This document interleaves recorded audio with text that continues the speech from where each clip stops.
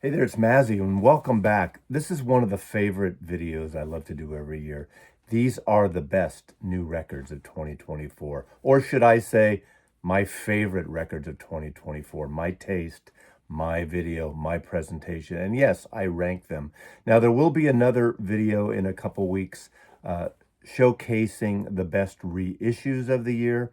That's a separate thing, and I did not include reissues here. Now, these are mainly kind of rock, pop, soul records, not a jazz list, although there is one title that kind of comes out of the jazz territory here. But you'll see why I included that here. I don't, because even though it's jazz DNA, it's something I think very different, at least for me. But I picked 23 records. Why 23? Because it's my lucky number. And it just happened to hit the 23 mark. I didn't want to force records on there that I may like, but didn't quite, make the cut here. These are records that, again, came out all this year that I bought. So I'm not obviously reviewing records that are not in my collection. So these are records that I pretty much adore. And I'm going to start with number 23. This is probably the one record that I almost didn't include. It only came out in the last couple weeks. And I'm still not sure about it. I anticipated, I was excited about it, and it didn't quite yet, at least, live up to my expectations. And that is the album by the Coward Brothers. Now, the Coward Brothers is a fictional duo. The whole hype and the promotion was kind of like their version of the Everly Brothers, who I adore. And of course, it's T-Bone Burnett and Elvis Costello. This is kind of a project, a fictional duet that started back when T-Bone Burnett was producing Elvis Costello's King of America in 1986. And it never really came to fruition on a full album. There's just like a little bit here, a little bit there, a few teases. And this is coming out at a time when there is a three-part podcast on Audible. I have not heard it, and I'm very interested. Written, directed by Christopher Guest, who all is the director, everything from Spinal Tap to The Mighty Wind, all those kind of faux documentaries. And there's a group of actor voice talent in this, and it tells their story apparently. But let's talk about the music here.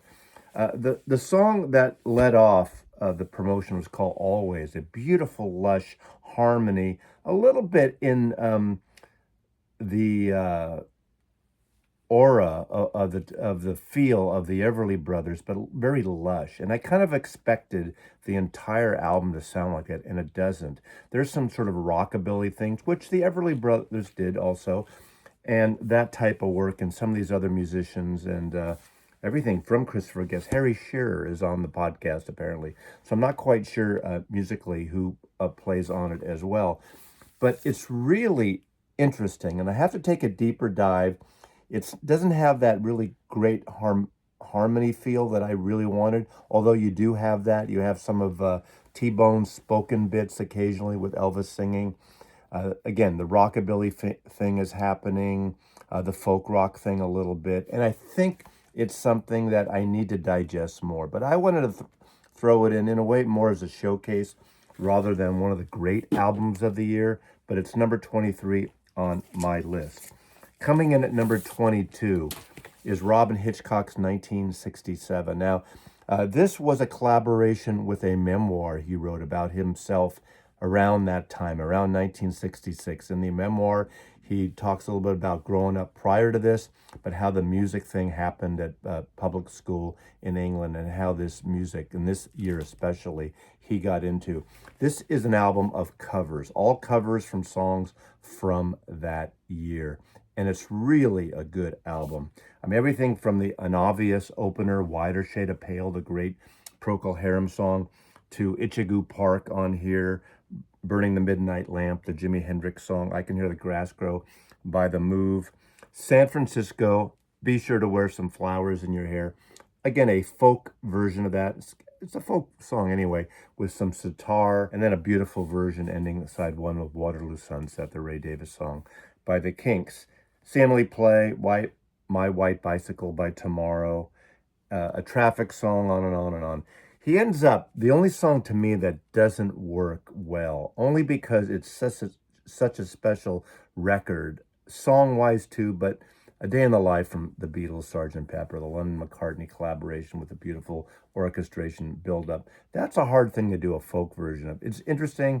I'm happy he did it to close this out. I love his voice. I like his very English, folky style, and he loves this music. So 1967, coming in at number 22 by Robyn Hitchcock. I really enjoyed it. I saw him live recently, and he's just there's something really special about Robyn Hitchcock.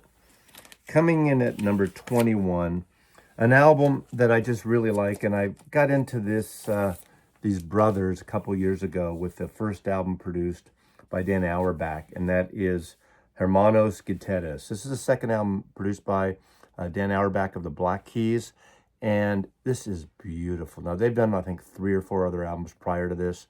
They're a Ecuadorian/Swiss brothers, and it's a very Latin electric guitar-based instrumental record. And they do these beautiful spaghetti western-like soundscapes in a way. And it's just a really cool, wonderful vibe.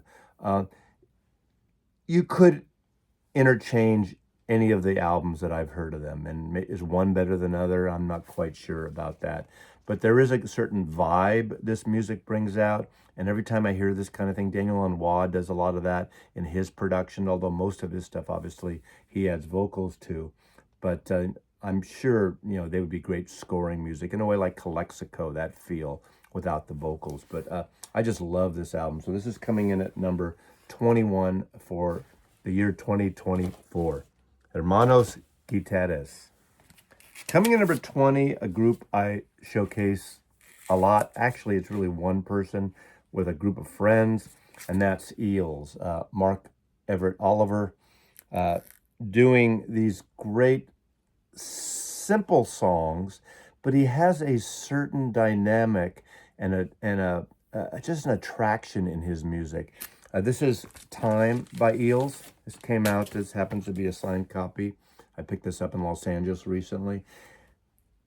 Again, like the Gutierrez brothers, you could argue that a lot of his records are samey, although they're not. They have, again, that 3/4 chord thing that makes them so instantly recognizable, even though you haven't heard them before. I love his kind of throaty, voice. Great melodies, great hooks. I'd say this album isn't as hot in terms of fiery as some of them, but he's got a wonderful kind of intimate sound. His records are also, music used in a lot of soundtracks. So there he is right there.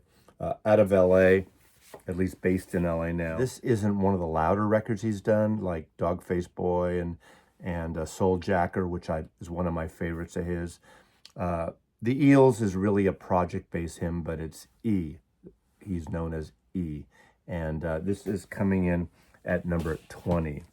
Now, coming at number 19, this is a record I had pre-ordered. The band is Shellac. And obviously, Steve Albini, producer extraordinaire, really produced a lot of great albums like the Pixies and the third Nirvana album, In Utero. A lot of indie, wonderful bands, the Breeders. And he let the bands do their sound. And you can go down his discography about that. But he was a punk guy at heart.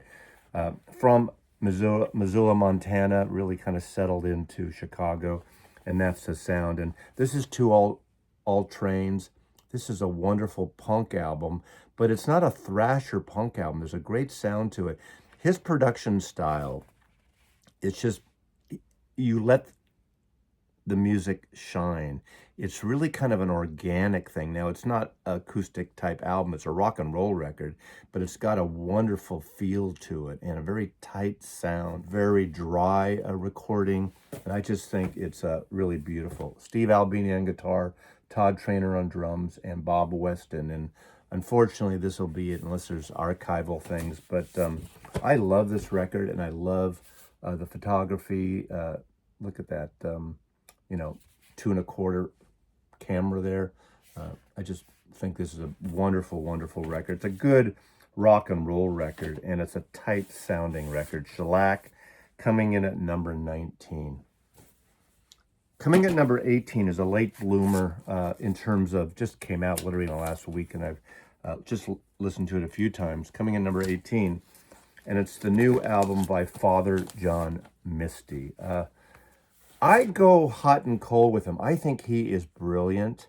Sometimes his music is a little too normal for me, which, you know, he's a folk singer a little way, a pop singer, a crooner. You know, didn't he play for a little while, for a minute or two with the Fleet Foxes here out of Seattle? But he's a very favorite in Seattle, especially like Easy Street Records. This is his new album called Mahamashana. There's a mouthful. Loved. I mean, the packaging is astounding, and the versions that a lot of indie stores are going out have this little signed insert here. But let's talk about the music. There is a bit of a folkness here. There's a pop. He's got a beautiful voice. This is probably one of the more accessible records I think I have here, and this is one of those records that the people that are into the, you know, the Decemberists and that whole singer-songwriter Americana thing would gravitate to. Beautiful, beautiful record. Obviously, the packaging and the artwork is stunning here. There's a song on side 2 that opens up, and it's called Josh Tillman and the Accidental Dose. And try to convince me that it doesn't sound like Beck's Paper Tiger from Sea Change. It's got that huge, expansive orchestration over his vocals and really a wonderful arrangement. Beck definitely stole that, or took that, sampled that from Serge Gainsbourg's album, Melody Nelson, on that album, and it's exactly like that. And of course, he credited that at the time. I don't see a credit here, not that he has to, but it's definitely, he wears his influence on his sleeve in that song specifically. A lot of other influences, definitely the singer-songwriter thing, a little more crooner that I'm usually interested in, although I do like really good pop melodies and great production. And this is a really, you know, well recorded record and good songwriting. Again, I'm still kind of diving into it, but it was good enough to make my list, coming in at number 18 for 2024, Father John Misty. Beautiful package on Sub Pop Records, I believe. I am a fan of great melody and great hooks and esoteric lyrics that have a little twist on them within the pop songwriting sensibility. When someone takes it, gets a little dark or a little humorous or a little political, I'm totally cool with that. And coming in at number 17 is Sadness Sets Me Free, the latest offering of Griff Rhys. Griff Rhys, Wales artist, originally a member of the Super Furry Animals, has done about 6 solo records by now, and I have all of them. There's a little Tropicalia sound on here. There's even a little country sound, which is a little rare for him, in a folk sensibility with some pedal steel guitar. But he's got this kind of melancholy style and sense of humor there, and his lyrics are hysterical. He's got this kind of this thick English Welsh accent, but I'm a huge fan of Super Furry Animals, who become a little more electric. Dust Coolies is the other band of the rest of the band formed that's very much more electric, like what part of the direction the Super Furry Animals were going to, but with their pop, Beatlesque melody things. He's a great lyricist, and he really, you know, flips a tune where it grabs you and it got hooks. But it is a bit of a singer-songwriter, very influenced by the likes of Burt Bacharach. Coming at number 17, Sadness Sets Me Free, the latest release of Griff Rhys out of Wales. Coming at number 16, this is a band I think we've taken for granted for a while, and they're 2 guys, but this is a little more expansive in a little bit different direction, but really kind of still within their DNA, and that's the album by the Black Keys. I kind of hesitated getting this for a while, and this actually sounds as much like a later period Beck album. Beck's on several tracks on this. That's danceable, that's upbeat, but they always had that kind of upbeat rock and roll, rock and soul, blue-eyed soul dance thing happening. And going back to, probably their most famous album, popular album, El Camino, which is great. They kind of seemingly were left off the radar in the last couple of years. Their last album was okay, but I think this is a really delicious record, and it's a soulful, funky, dancey rock record. Rock and soul is basically what it is. I mean, Dan Auerbach's a great producer and a great singer, and I just love that. And Beck and other artists are on here, featuring Beck and Juicy J on the song "You'll Pay," Paper Crown on here. But this is a solid record. The Black Keys, what's the name of this thing? Ohio Players. You can kind of see where that's coming from. A rock and soul record. And this is a party record. This is a record you can kind of blast and turn up. And it's a fun record. Is it anything like elaborate or artsy? No, it's not. But it's a wonderful, wonderful record, of course, with this great, Ohio bowling like cover. I just enjoy it. I think there's a nice insert in here as well. Let's see what that is. I forgot. Yeah, we got this whole poster here.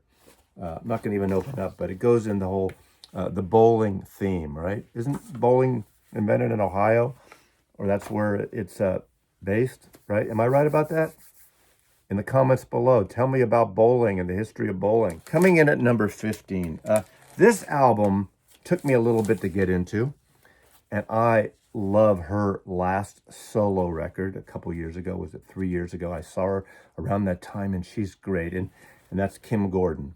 And this is Kim Gordon, The Collective. Now, this album still has that kind of noise punk ethos from Sonic Youth, obviously, the bass player in that. And she's obviously matured. And she's got one of those voices like kind of a happy Nico, if there is such a thing. Nico, the German model who sang with the Velvet Underground, then made a series of records on her own, who had that kind of monotone, these days. She's kind of like that. And I said when I showcased this record recently that she kind of seems like she doesn't give a shit that she's performing for you. Like she doesn't care. But that's kind of what's great about it. Now, this album is different because it's more electronic. There's more electrics and electronica thrown in with that noisy punk thing. And it took me a while to get into it, but once I got into it, man, I love this friggin' thing. Kim Gordon, The Collective, coming in at number 15 on the best new albums of 2024. Now number 14. This is the record that comes out of the jazz world. And he was a saxophone player in Sons of Kemet. And this is Shabaka. And the album is called Perceive Its Beauty, Acknowledge Its Grace. Now, this could definitely be in a best of jazz records, but it's a spiritual ambient record. It's a mood record. It's a meditative record. It's a beautiful record. A lot of flutes and African sounds and meditative poetry over it. There's one wonderful collaboration with Moses Sumney. I've been a fan of Moses Sumney. I never hear anyone talk about Moses Sumney, who's this kind of soulful, ethereal, golden voice. It's soul, but it's a sexy soul, and it's their mood pieces as well. And him collaborating with Shabaka on one track is really, really beautiful. You have Floating Points on here and Andre 3000 on the flute, obviously, a bunch of other artists, but it's a gorgeous record coming from the jazz world, again, the spiritual jazz world, not unlike a, Music for Zen Meditation by Tony Scott, a little bit of Alice Coltrane in there without the harps. But what a beautiful cover photograph on here. Again, one of the best albums of the year. And this is coming in at number 14 on my best of the year list, Shabaka. Coming in number 13, we're all over the place here. I'm getting now into some power pop. And these young brothers are young geniuses. I've seen them live twice now. It's amazing their musicianship, and they seem to put out records that I'm really surprised they catch on right now, because this music is not what's happening. And that's the Lemon Twigs. And uh, this is A Dream Is All We Know. Didn't they just put out an earlier album this year? But this is the one. This one, I think, I like all their records. And when I first saw them, they were an opening act and they blew me away. Musically, they emulate the 1970s. The way they look, the way they dress, they look like Sparks here, but that's not how they sound. They sound like anywhere from Wings to Todd Rundgren to the Raspberries. They have hooks like nobody's business. They have great songwriting, power pop, fun lyrics, totally accessible. But it's a throwback of music. These two brothers from Long Island, I believe, and they have a full band with them, but they pretty much, I think on the records with some exceptions, play most of the instruments. But it's catchy, it's hooky, it's kitschy in a way without being too parody-like. It's not parody-like at all. And I love Lemon Twigs. And so that is number 13, A Dream Is All We Know, by the Lemon Twigs. And I believe there are inserts here you can put over your bed, ladies and gentlemen, this poster. Enjoy the Lemon Twigs. Coming in at number 12, I'm going to thank a bunch of VC people, not by name, because I had 3 or 4 different people in the vinyl community turn me on to this artist. And this is not her first album, but this is her newest album. And the album is called Here in the Pitch, Jessica Pratt. This is a number 12 on my list. Jessica Pratt, an Los Angeles singer-songwriter, a little bit in the freak folk maybe, which is like a subgenre folk, where it's moody and dark and ethereal. Great songwriter, really interesting voice, not a little unique in a way, but very kind of dark, melancholy music. Just a gorgeous record. There's a couple of artists here that I got into just this year that have been around, and they totally, were not in my, within the rings of my planetary taste. That doesn't make any sense. But I went back and got her previous album as a result of loving this record. Jessica Pratt, moody, ethereal, well, folky, dark, atmospheric, some echo in her voice, like she's in a dark room just playing music, like the cover art on both albums I have. She's like this kind of in this just little spotlighting, a light on her. Everything else like fades to black, and it's kind of like how some of this music sounds. Coming in at number 11, a record by a duo who I adore, and most of the records have been separate in terms of their name, however they play and collaborate, and I believe they're not married, they're definitely together, and that is Gillian Welch and David Rawlings. This is Woodland. Woodland is the studio they built. Basically, it's an old studio they kind of fixed up in Nashville, and they are sticklers for great organic analog recording, but they record beautiful newgrass, folk music, Americana, alt country in such a beautiful way. I've been a fan of Gillian Welch. Obviously, she's the one I gravitated on years ago during the CD era, buying her CDs. And over the last several years, I think so far 2 of the records, those CDs have come out on vinyl, exquisitely sounding acoustic records, beautiful records. And David Rawlings and Gillian Welch are really particular about how their records are mastered, how they're cut, how they're pressed. But ultimately, it comes down to the music first, right? And Woodland Studios is part of that kind of folk thing again. This is sort of the first proper album in a long time. David Rawlings has a couple albums on his own, which are beautiful also, well worth it. Great flat-picking guitar player. I just love this stuff. Woodland by Gillian Welch and David Rawlings, coming in number 11, best records of 2024. At least my favorites.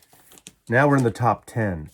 Now this record kind of surprised me. I've always liked his records, his solo records, and to me he's one of the greatest producers out now. He's producing the upcoming Ringo Starr country record, and that is T-Bone Burnett. So going back, I first got into him because of the Alpha Band, the 2 or 3 records, I think 2 records that were on Arista Records in 1970 with David Mansfield and was it Stephen Souls? I love that. And he played on the Bob Dylan Hard Rain tour, that whole thing. He's a great band leader. He produced a lot of wonderful records for his then wife, Sam Phillips. I love his sound. And of course, he probably is best known to a lot of people for the old Brother, Where Art Thou soundtrack, as well as several soundtracks for the Coen Brothers film. His records are great. He did stuff on Warner Brothers, I guess, in the 1990s maybe, or 80s, late 80s into the 90s. A great series of wonderful records. Now, this record, The Other Side, this is sort of a gospel-y folk Americana record, alt-country record. It's very spiritual, and it's really beautiful. He sings about Jesus and God, but not preachy, telling you have to abide by the dude up there, wherever he is. But he came down, come back when you go away, the pain of love waiting for you. There is a beauty to these songs and a country gospel to these songs. Again, I love this kind of thing. You know, obviously it could be influenced by the Louvin Brothers, not as upbeat and not that brotherly harmony thing. But again, like a lot of these records, you notice that I'm into acoustic music and melancholy and beautiful kind of hooks in songwriting. And this is really, really a beautiful record. T-Bone Burnett coming in at number 10, the top 10 now. Great record. It seems to be under the radar a lot. But if you like acoustic music and if you like newgrass and country and alt folk, you know, this is it. Really beautiful. Coming in at number 9, a record that's getting a lot of notice lately everywhere, and it was a surprise to me as well as a lot of other people how good this record is. Coming at number 9 is Songs of the Lost World by The Cure. Robert Smith sounds exactly the same. His voice is still that, you know, an acquired taste, but once you get into them, you know, this is a dark record a little bit. It's not an upbeat record. It's more like Disintegration, if you know the Cure's record, their music. You know, I would say if you don't have any Cure, this is not the place to start. Get a greatest hits, but that's all the upbeat songs, the hooks, great side of the Cure too. But I also like this dark, moody side. This is a project he's been working on for a number of years. I don't need to get in the history of it. And he finally, you know, let it go to the world and release it. And it's a beautiful, beautiful record. It comes with another, you know, poster. So next to that Lemon Twigs poster over your bed, you can put this Cure poster, sort of a collective sculpture piece apparently he collects here. And the inserts is just the lyrics there. But The Cure, a dark, moody, brooding piece of work with great guitar and just, I mean, it's The Cure. It's no new ground for The Cure, but it could have been a record put out, you know, 35 years ago, and it would have fit in. The Cure coming in at number 9. Coming in number 8. Beth Gibbons, Lives Outgrown. She was the singer for Portishead. Again, I realize I like a lot of dirgy, dark, moody music. And, you know, obviously you're not going to hear a lot of the pop ingenues of the day on this list, on my list. And, you know, I'm looking forward to other best of, because I like hearing people's opinion and their tastes and getting turned on to music. But I like ethereal stuff. I like dark music too. And I like it when there's a sense of humor, but also like it like this. This is an album, and she hasn't done an album since the Gyorky's Symphony Number 3 she did with the symphony a number of years ago. But she's really kind of been in, you know, not making music for a while. And apparently this came out of a loss of a lot of friends during before, during, and after the pandemic, and family members. And it is a dark, personal record, but there's a wonderful mood to it. It's a folk record, you know, probably at the heart of it, but it goes into other directions. And, this is, again, these dark cover photographs with black backgrounds. You can see there's a number of them I'm showing today, just coincidentally, but it does reflect the mood of this record. Beth Gibbons, if you don't have Portishead records, you should check them out. But there's a beautiful kind of loneliness and record of loss on this record, of music of loss. And it is very intimate. And I think where we are in the world now, a lot of these records reflect that. Not that I'm always going to listen to dark music. I want to, get jacked up with music like the Black Keys and a few other records coming up here. Or I like that stuff. Coming in number 7 is probably the most commercial record and popular record in terms of sales. And, whenever I show this, a lot of people my age don't get this artist, which is really unfortunate because I think it's your loss. And that's Beyonce. This is the full-on album of Cowboy Carter. This is supposedly her country record. I would argue that it's got country influences. There's some country stuff like really pushed in there with some little bits, almost like a radio show of Dolly Parton and Willie Nelson and others. But this is a wonderful record. It's got, beats of hip hop and soul music, but it's got country things at heart and very catchy hooks and really, really excellently produced. So we got Act 2 here, Cowboy Carter. This is the version in a slipcase of these albums, so you get pretty much everything. Obviously, you got this wonderful book that almost is like a fashion magazine. This could be pages out of Vogue or Marie Claire or some of those fashion things. Obviously, a very photogenic woman here, and really kind of uses that as part of the image here. And this is really the only of the artists like that I've included here. But it's because I love this record. I love the hooks on the record. I love the songs on the record. I love the expansiveness of this record, of these multi-discs here. I just think this is beautiful. We kind of look at that. We could be twinsies. Beyonce, Cowboy Carter. I could go through this whole book and just show you how beautiful she is and represented it. And, there'll be some that say, that's not music just because she's a fashion model type, like all these other new artists. And she's been around a long time. She's no new artist. And she really, twists things around. And well worth checking out Beyonce. And that record is coming in at number 7, Cowboy Carter by Beyonce. Coming in at number 6 is the new album by Michael Kiwanuka, Small Change. He's a British soul artist, neo-soul artist that I got into because of his last album. And I've been waiting for this, and I just think it's such a really beautiful, intimate record. It's got the vibe of early Marvin Gaye, from early 1970s Marvin Gaye, with Let's Get It On and What's Going On, where there's kind of lush, slow, elongated orchestration on it, a little bit ethereal, but it's just, what a beautiful cover here, too. That intimacy of family. There's a beautiful book in here. This is co-produced by Danger Mouse and Inflow. Look at this. Has all the lyrics in the book. I think this is a special record, and I think this is going to be a record that just grows on you. Sexy in terms of musicality, not lyrically like Marvin Gaye. Where Marvin Gaye really talked about environments and stuff, he's talking about more interpersonal things on this record. A slow groove to it for the most part. Not a fast, upbeat dance record at all, but Small Change. This is coming in at number 6 on my list for 2024. Highly recommended, as all these are. Coming in at number 5, All Born Screaming, the latest effort by St. Vincent, Annie Clark. I've been a fan of hers for a long time. She's a killer guitar player. Watch some of her guitar stuff on YouTube of her playing it. She even has a signature guitar put out by Music Man, which you can get in the gift shop probably.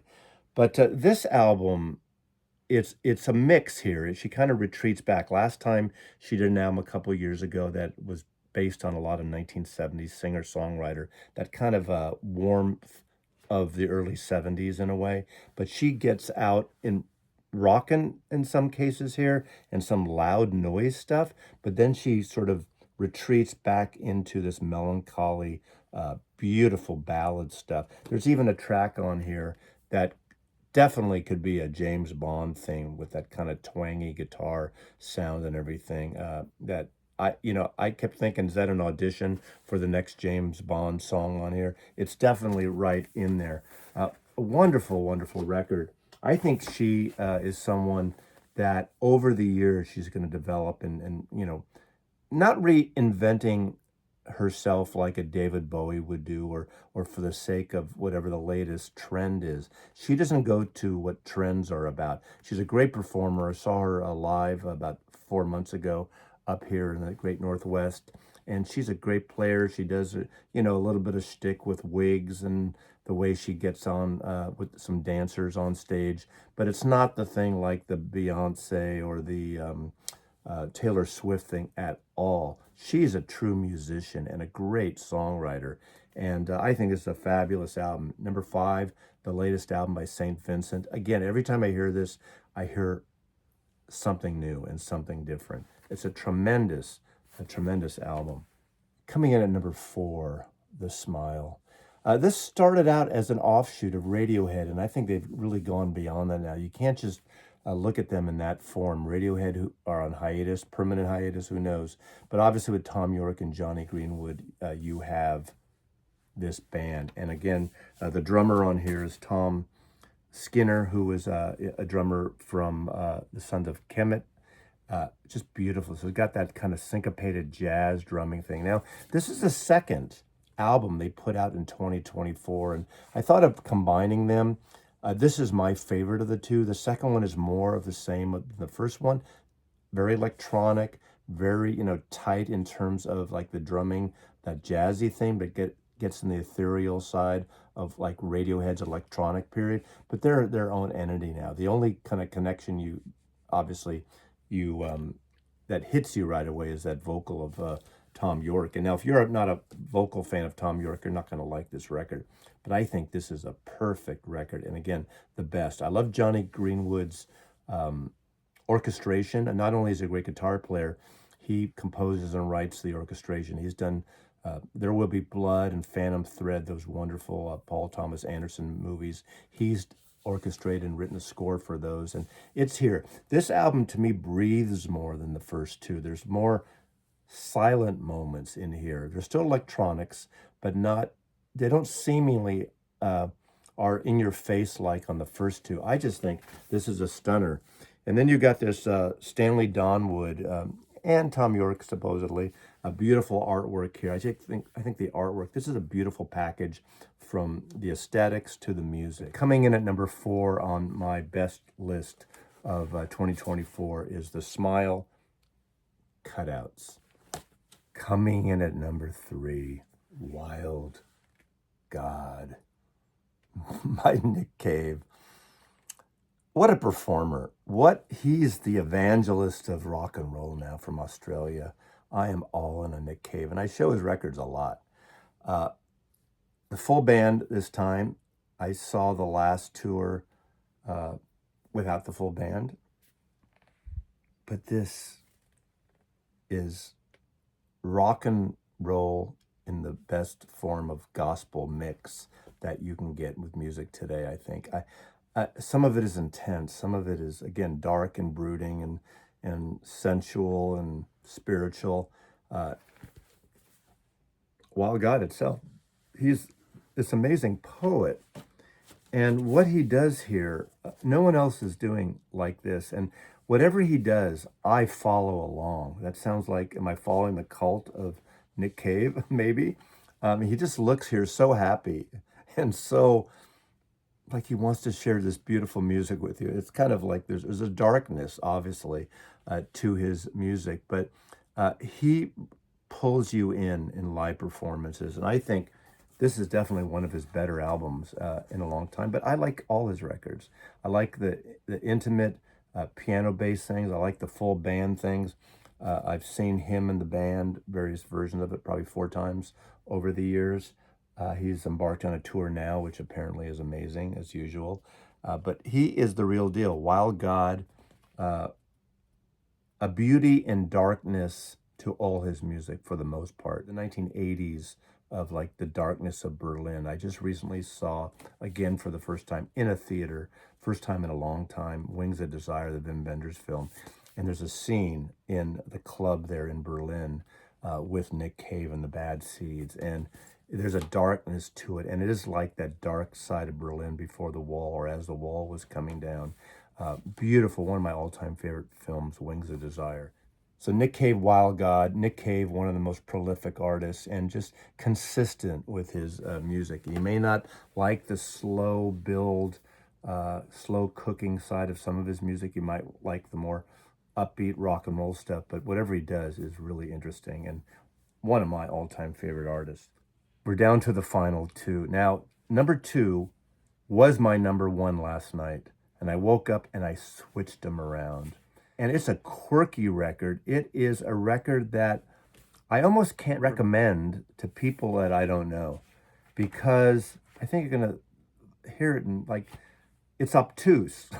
But this one assaulted me, and I thought, what the fuck is this woman doing? And this is Nobody Loves You More by Kim Deal. Now, Kim Deal, original member of the Pixies. Then she went off and started the Breeders. This probably has more in common with the Breeders, but it's something different. There's several tracks on here are like the Breeders, that kind of rock and roll, but intensity. But there's certain melodic things that the Breeders kind of have that weren't quite as evident, somewhat, in the Pixies. I love this cover of this mix of photography and CG, computer graphics, and AI, maybe, whatever, but it works. And if you go on YouTube and you can see this set, I mean, these beautifully directed videos with this set. Look at how beautiful this record is. This is so fucking unusual.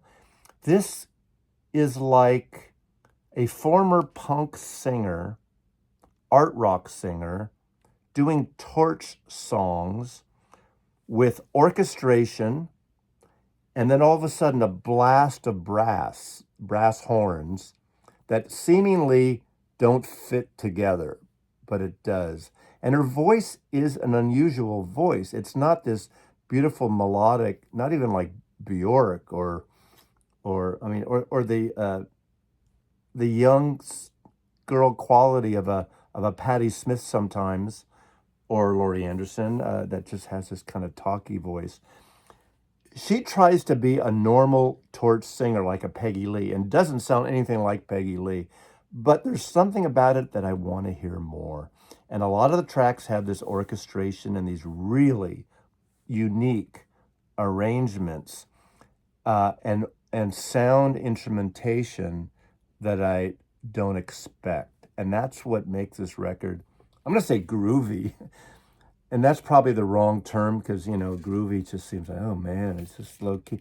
I mean, there's an intensity of this record, but it's not like a noise record. It's not like a Kim Gordon record. If you ever heard a Genevieve Waite album, one album she did, John Phillips from Mama's Papa's produced, which is kind of like this little girl, the way those arrangements are, almost like, the Gold Diggers of 1935 or whatever that was. There's a little bit of that in here. So I can't describe it. You have to listen to it. And I guarantee you, out of the blue, if you put this on, you're going to say, Mazzy, what the fuck are you talking about? I hate that thing. But I think this is brilliant. I think this. We'll see. We'll see how this lives over the next few weeks and months. This could be a masterpiece. I know I hate to say the M word there. Lyrics are on here. This is like a cinematic production, a musical cinematic production. I'm not describing this well, but if you take little parts and pieces of every word I said, trying to describe this record, fusing genres, It's like they took something out of the 1950s. Think of Julie London too, but it sounds nothing like Julie London. But it reminded me of something Julie London would have done if she was a modern artist today or in the last 20 years. That doesn't make any sense, but I don't care. I just love this. And I'm going to go put this on as soon as I start packing all these records away. Again, I've listened to it now 6 times in a very, very short time. And every time I listen to it, I hear something different. So number one. Now, number one, this has been kind of my number one for the last 6 months. And I almost yesterday became my number two. But after all is said and done, I see why for me it's my number one. Now, I've been talking about I love this kind of a folksy, organic, Americana style. I like something a little quirky, a little different. I like hooks, I like melodies, but I like records too that sometimes you have to listen to for a while until they make sense or till they really draw you in, like the Kim Deal record. But this is nothing like that. This is a record called Bright Future by Adrian Lenker. This is my number one record. This is my favorite record of 2024. It's a folk, country, cowboy, freak folk record. I went back and bought 3 of her solo records after this. I have a bunch of friends that turned me on to this. I wasn't really a follower of her. In fact, I wasn't at all. She's also the singer of the band Big Thief. And last year or the year before, I think it was, that Big Thief album really kind of grabbed me. My friend, the archivist, turned me on to it. And it was unusual as well. And it took time for me to really understand what it was about or let it happen. I should just say let it happen. But this starts out, this is recorded just with one or two microphones in a house. It's got an intimate thing. In fact, the first song sounds so lo-fi, you think, oh, this record's not going to sound good. But all of a sudden, as we get into the second song, it opens up. It's like The Wizard of Oz, where it's black and white, the aspect ratio, and movies that expand and become CinemaScope after in color. That's what this is like. The beauty of the lyrics, the hooks in a lo-fi way, but then it's really well recorded, and the beautiful acoustic guitar sounds. There's some violin on here that is just really beautiful. I thought a little bit going back. There's an artist called Michelle Shocked, and her first few albums, the Campfire tapes, that was recorded kind of lo-fi, literally around a campfire. I think that Cooking Vinyl did way back in the 1980s. But then her records she did for Mercury. Now, she kind of imploded as an artist years later. But those records, there's a certain sound to it that reminds me. Her records are great, Michelle Shocked. But this kind of has that vibe, but slower, moodier, more beautiful in a way. And she's got this really unique voice. I mean, I should have worn my cowboy hat. I should have changed hats for this one. Lyrically, the arrangements, it's an intimate record. Again, slow cooking, the whole slow cooking thing. That's what this record is. I remember being with someone in Rough Trade, I believe, a Rough Trade pop-up in London, and they were playing this record, and I knew it. I had heard it. I knew it by then. And I just turned and go, oh, that's cool that they're playing this in a Rough Trade in London. I mean, I'm sure this is going to be in a lot of best of lists, depending on your taste and if you're a metal person, if you're like only a punk person, you ain't going to gravitate to this. But I think if you are someone who likes to play records a lot, with all these records, you don't always get a chance to play a record over and over and over again like we did when we were younger. This is one of those records. And it deserves to be number one. Again, I woke up today after thinking it was number 2 and thinking, no, it's number 1. So thanks for watching. Remember, like and subscribe. Please support the channel. And I will do a best of the reissues coming up in a few weeks as well. I appreciate everything, all the support for the last year. Mavsy loves you.